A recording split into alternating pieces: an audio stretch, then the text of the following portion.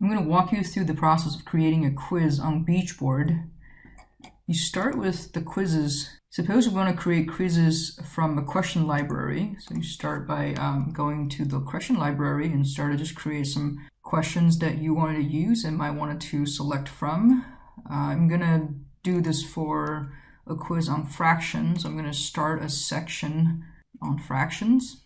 And I can hide the section title from students and also the text from students. Since I like to control the shuffling option in the quiz itself, I'm going to leave this unchecked. Now you have a folder that's going to contain all the questions you want to use for the quiz on fractions. I can start creating different types of questions in this folder. For Math 104, all the questions are going to be multiple choice. So you'll see that this first drop-down menu allows you to change to different types of questions, and over on the right, you have different options. If you wanted to add some feedback once students answered the question, you want to display some information for them to see, or you want to add some hints in the question body itself. This is where you can do that.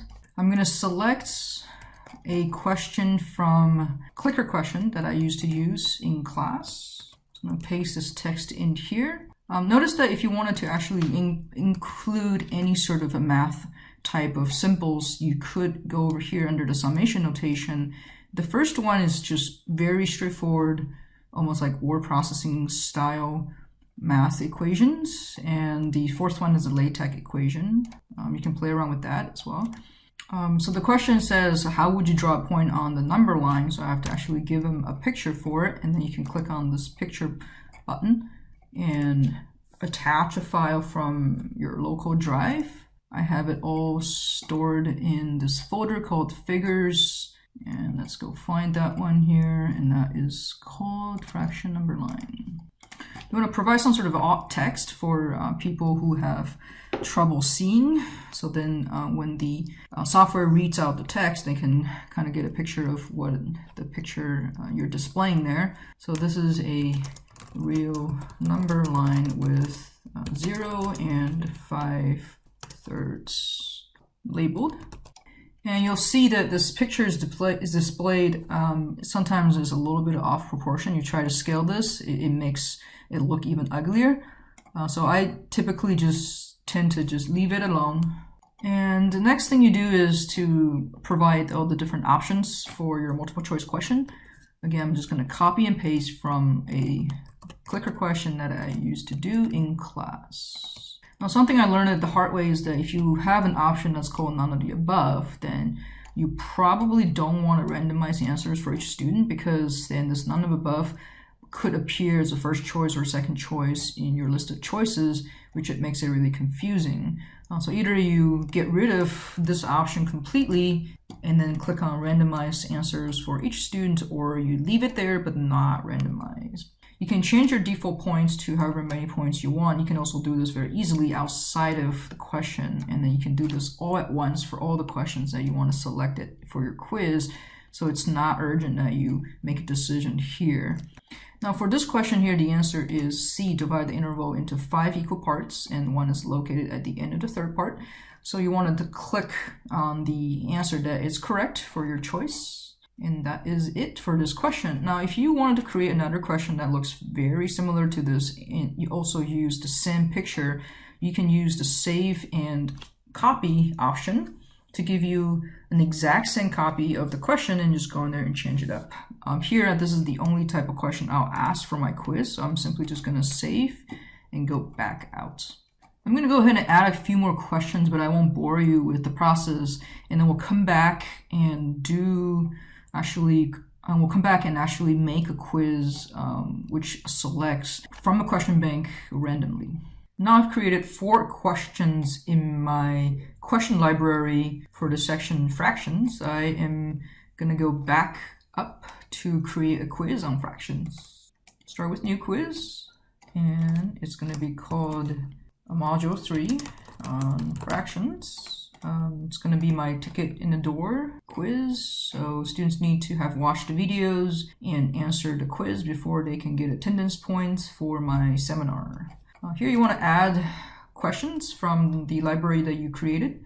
Suppose you wanted to have just 3 questions out of the 4 that I created. There might be a couple of different ways you can get the questions in. I'm going to import by browsing the question library and go to my folder on fractions and add the entire folder. And now here I wanted to do a question pool and only choosing 3 questions from the pool.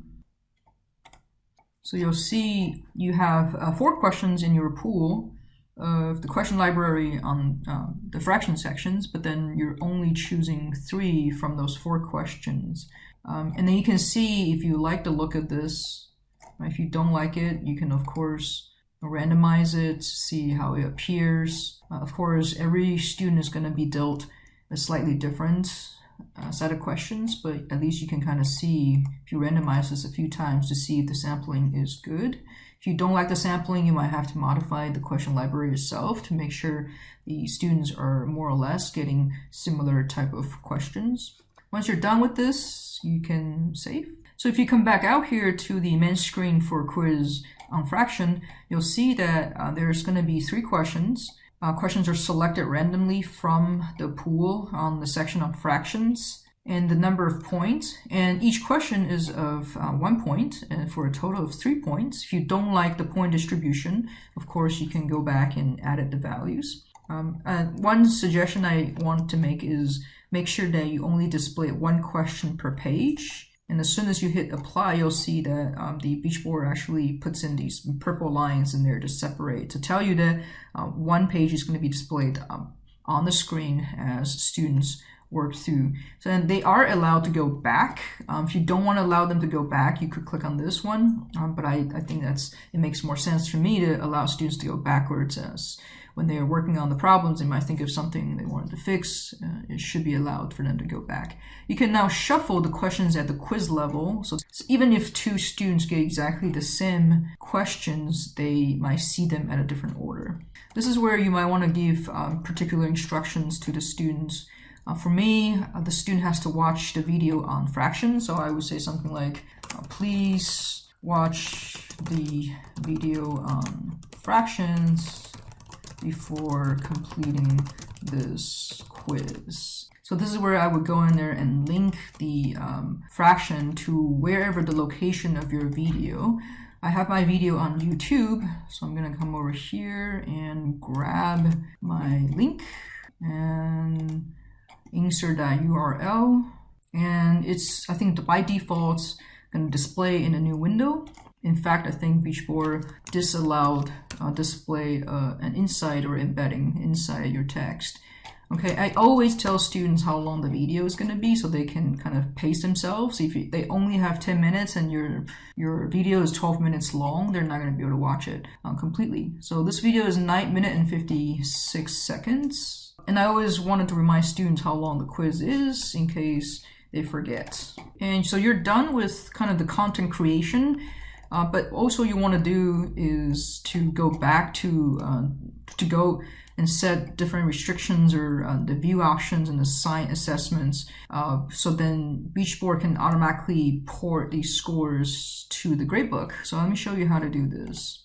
This quiz students will have until September 3rd to complete. So I'm going to come over here and pick the due date of September 3rd. I always give them until almost midnight. So then in case they have to share technology with their family, they'll have some extended period of time to work in the evening time. All right, so you have the due date set.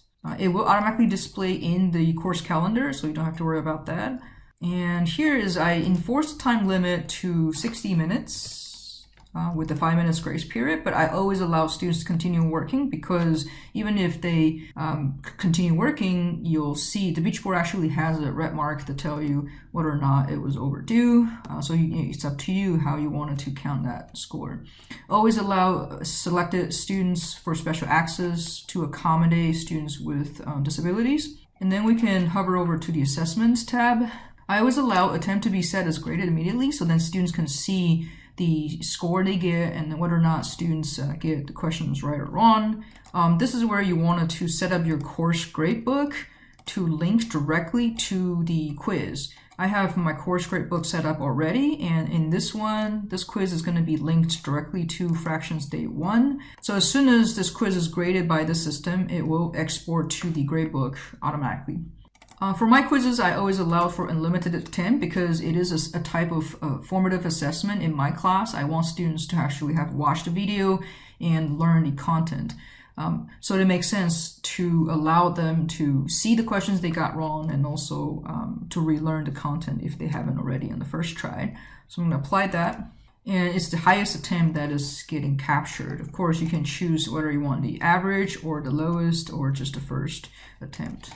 Come over here to the submission views. Like I mentioned earlier, I like for my students to see the questions they got wrong as well as the questions they got right. So I'm going to show questions to allow all questions with their responses to be shown on the screen. And they'll see the actual score they got from the overall attempt scores. I don't like to show class average just because it gets into a competition, and that's not what I'm trying to foster in my class. The other tabs I don't use as often, reports and objectives. Feel free to explore that yourself, but I think that is pretty much the gist of creating a quiz on Beachboard. You'll see that this eye view is hidden, so you might want to come over here and make sure your quiz is actually visible to your students. The one thing I forgot to mention is you want to make your instruction description viewable to your students. So come over here, the description here currently is off, so you want to turn that on so they get to see this portion. The next thing I want to show you is the perspective from the students' view. So you want to toggle that to the student perspective. So you'll see that when they first come into this quiz, they'll see the instruction you provided, which says to watch the video on fraction, which will take them directly to the YouTube link, and they'll hopefully watch it there and then come back for this quiz. The current time is located here. This is the amount of time that's allowed for them, and it's unlimited, and so far they have done 0 times. Once they're ready for it, they can just start quiz. So students will see that there are 3 pages total for this quiz, and this is the question for their page 1. Say suppose they click on the answer, any answer, and then they can go to the next page, and they'll click on any answer, hopefully the correct answer, go to the next page. And say suppose that they, as they're working on this problem, they remember something they did wrong in question 1, they can toggle back to question 1. Oh, the answer should have been this one. And then they're ready to answer question 3. And say suppose they didn't really watch the video and they were just taking a chance, and they would answer this question at 2/8.